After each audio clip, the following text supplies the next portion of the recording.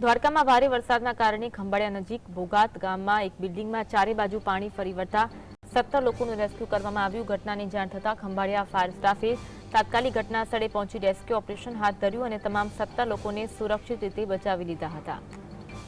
બિલ્ડિંગની ચારે બાજુ પાણી આવતા લોકો ફસાઈ ગયા હતા। ખંભાળિયા ફાયર વિભાગે તમામ લોકોનું રેસ્ક્યુ કર્યું હતું। 17 લોકો ફસાયા હોવાની જાણકારી મળી હતી।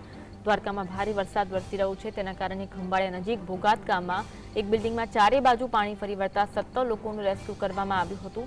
બિલ્ડિંગની ચારે બાજુ પાણી આવી જતા આ 17 લોકો ફસાયા હતા। ઘટનાની જાણ ખંભાળિયા ફાયર સ્ટાફને તાત્કાલિક કરવામાં આવી અને ફાયર સ્ટાફ તાત્કાલિક ઘટના સ્થળે પહોંચ્યું। રેસ્ક્યુ ઓપરેશન હાથ ધરવામાં આવ્યું અને રેસ્ક્યુ કરી તમામ 17 લોકોને સુરક્ષિત રીતે બચાવી લેવામાં આવ્યા હતા।